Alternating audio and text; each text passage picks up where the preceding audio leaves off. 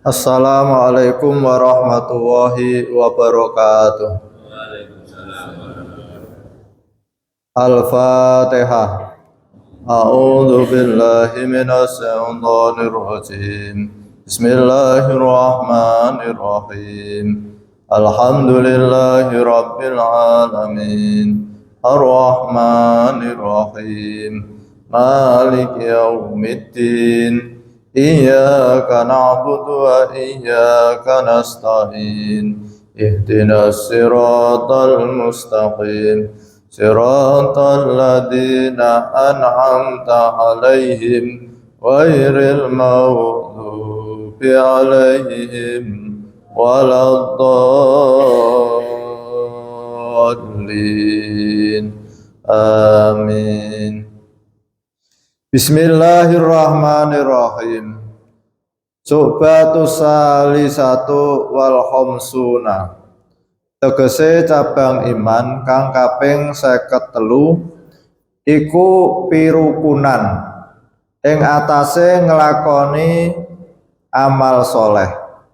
Tegese padha tulung tinulung ing atase nglakoni amal soleh lan amal takwa. Qala Allahu ta'ala fi kitabil karim, a'udzu billahi minasy syaithanir rajim. Bismillahirrahmanirrahim. Wa ta'awanu 'alal birri wat taqwa. Lan padha pirukunana sira kabeh ing atase nglakoni amal bir, amal soleh lan amal takwa.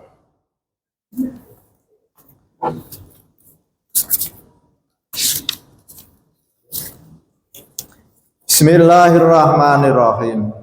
Jadi pagi hari ini kita melanjutkan cabang iman yang ke-53.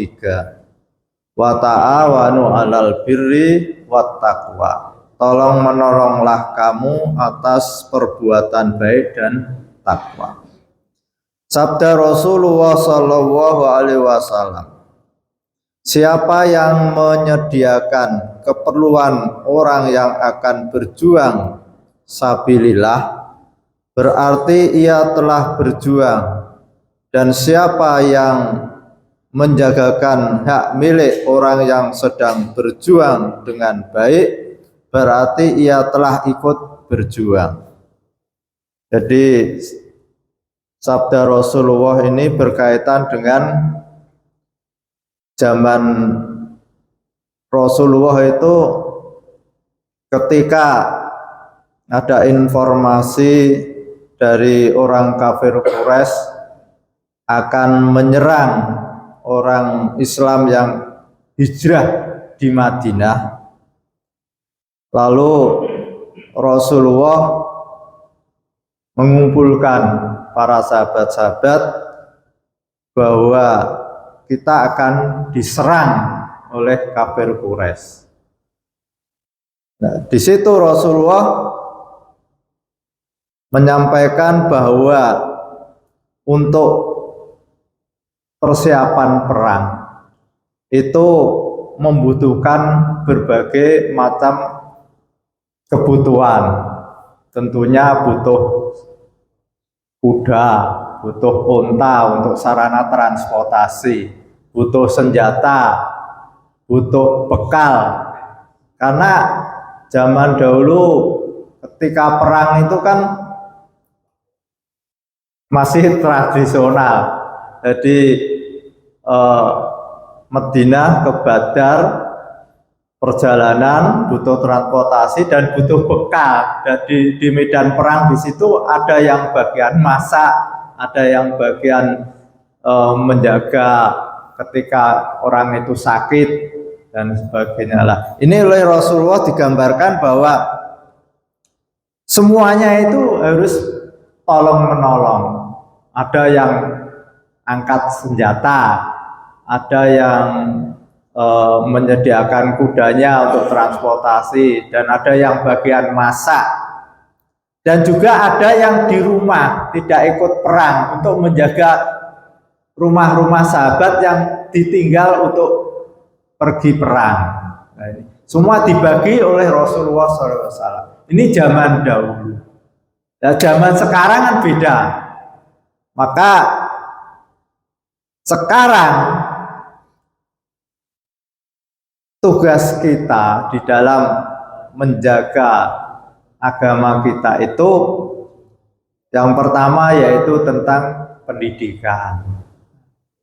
Tugas kita harus memikirkan generasi kita bagaimana dia paham tentang agama dan juga tentang ilmu pengetahuan. Yang pertama, kita harus berpikir ke sana bagaimana menyiapkan lembaga pendidikan. Karena kalau kita tidak berpikir tentang lembaga pendidikan, nanti generasi kita akan tidak tahu tentang ajaran agama dan juga ketinggalan tentang ilmu pengetahuan. Yang kedua, tentang kemiskinan. Maka kita harus berpikir bagaimana umat Muhammad ini bisa sejahtera. Dengan adanya Ban Infak ini salah satu bentuk upaya kita untuk membantu saudara-saudara kita agar ekonominya itu bisa terangkat, agar hidupnya bisa terangkat. Mungkin ada upaya-upaya lain bagaimana kita memberikan pendidikan pada masyarakat, pada jamaah. Ketika punya kelebihan-kelebihan itu harus ada skala prioritas, dalam arti ibadah-ibadah yang hanya bermanfaat untuk diri sendiri itu dikurangi. Contoh, orang yang umroh berkali-kali itu kan yang menikmati diri sendiri, sementara orang lain mengeluarkan uang 30 juta itu untuk diri sendiri.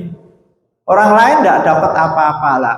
Bagaimana kalau kita bangun pemikiran jamaah itu umroh ya cukup satu saja, untuk berikutnya sumbangkan ke kas masjid atau Ban Infak. Ini pola pikir kita. Kalau kita punya berpikir seperti itu, orang yang berkali-kali, kan ada atau orang sampai 10 kali umroh, nah, berapa itu 300 juta. Itu kalau dia cukup 2 kali berarti kan 60, yang 240 bisa untuk kas masjid dan sebagainya. Ini membangun pola pikir kita. Bagaimana kita berupaya agar mengurangi kemiskinan atau mensejahterakan jamaah. Lalu yang ketiga itu tentang kesehatan. Kita harus berpikir bagaimana umat ini menjadi sehat dengan adanya senam Pak Haji. Nah, itu upaya upaya takmir agar jamaah kita itu sehat. Sebab apa artinya toh kita punya jamaah tapi sakit ya. Jadi perlu ada pendidikan tentang bagaimana agar kita itu tetap sehat. Kesehatan itu kan faktornya 2. Yang pertama pikiran. Kalau pikiran itu sedang kacau, itu mudah orang itu sakit. Yang kedua itu pola atau gaya hidup. Itu gaya hidup itu kan orang butuh bergerak, tapi kalau orang banyak di kantor, tidak banyak bergerak, itu akan berpengaruh. Terus makanan. Nah, makanan ini kan sangat berpengaruh bagi kesehatan. Kalau orang itu sering makan yang siap saji, itu cenderung mudah menimbulkan berbagai penyakit. Tapi orang itu kadang malas, maunya yang siap saji, yang langsung teh yang sudah ada kemasannya diminum. Ini yang ketiga yaitu tentang istirahat. Jadi orang itu faktor kesehatan itu gerak,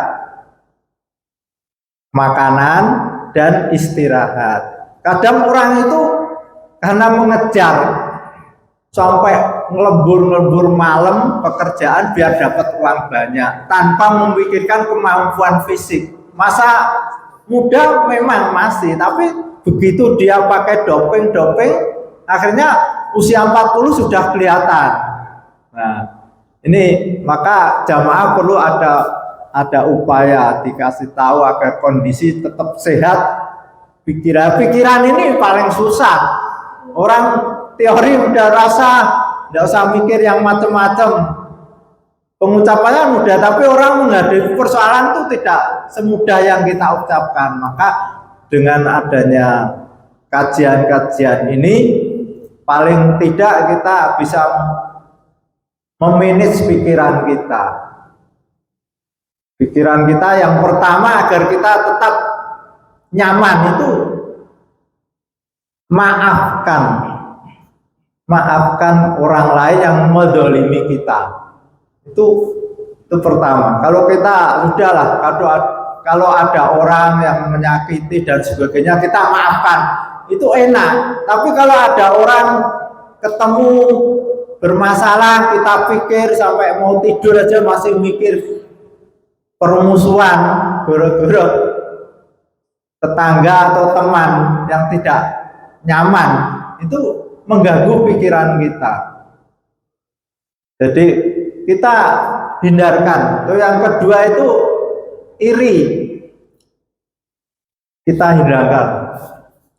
Jangan sampai kita punya rasa kalau ada orang lain mendapat nikmat kita merasa tidak senang. Itu menjadikan pikiran kita tidak nyaman.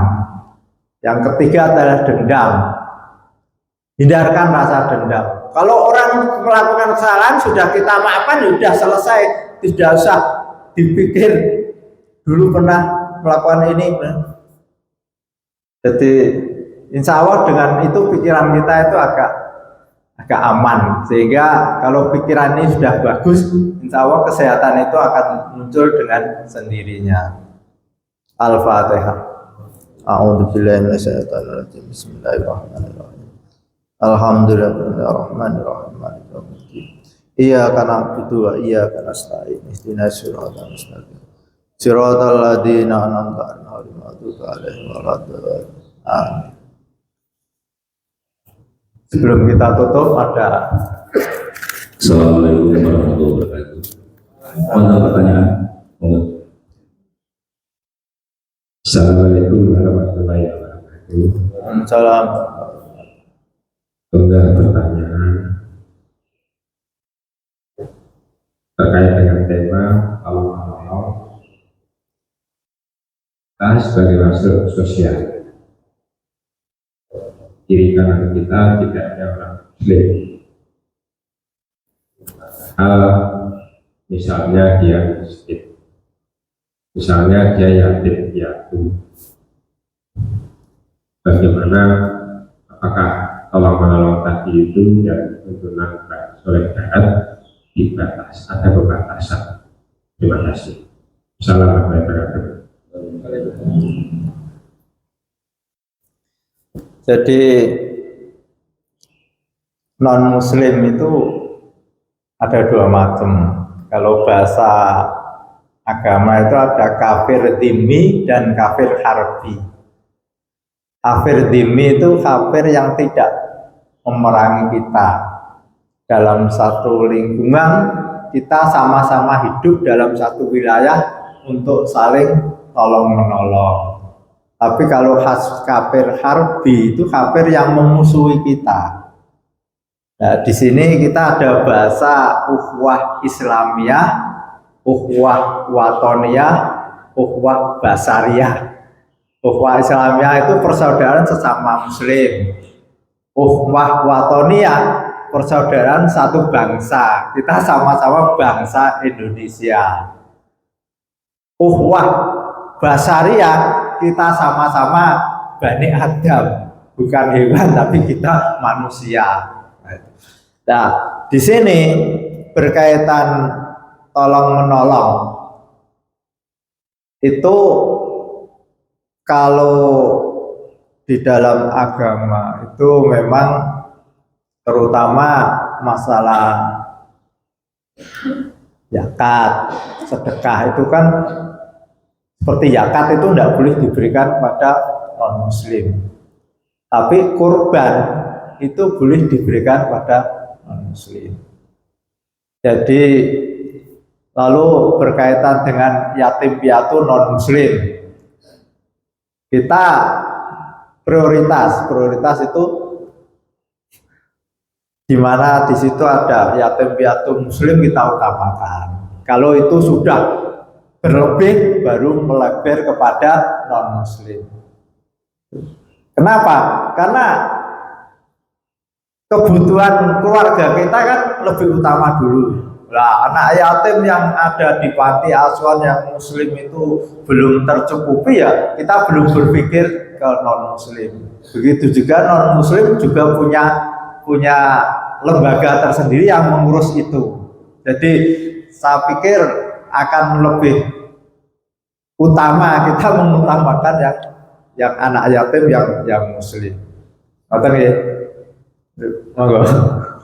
Jadi, matur ini berkaitan dengan bagaimana kita tolong menolong kepada sesama. Ini mungkin nanti Pak Kabul bisa menyampaikan. Mulai bulan Juni ini, Masjid Al-Hikmah sudah bisa membantu 10 orang yang membutuhkan. Ada yatim, ada duafa, ada fakir. Jadi mungkin mulai bulan Juli ini sudah bisa direalisasi.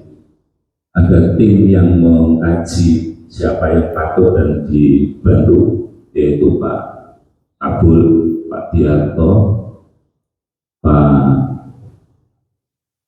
Agung Budiono, kemudian Pak Wahyu dan Pak Untung. Jadi ada tim di lapangan juga yang mensurvei. Jadi ada tim muda yang mensurvei juga untuk dibantu kepada yang membutuhkan. Mungkin ada tambahan Pak Abul? Tambah? Cukup. Ya, jadi kita juga menerima misalnya ada bapak-bapak atau teman-teman yang menjadi bapak asuh juga bisa, sehingga semoga Masjid Al-Hikmah ini bisa bermanfaat dan tahun atau bulan ke depan bisa tidak 10 lagi, mungkin bisa menjadi 15, 20 dan selanjutnya. Demikian matur. Assalamualaikum warahmatullahi wabarakatuh. Bapak Ibu, mari kita tutup taklim pagi hari ini dengan bacaan hamdalah. Alhamdulillahirabbil alamin. Wassalamualaikum warahmatullahi wabarakatuh.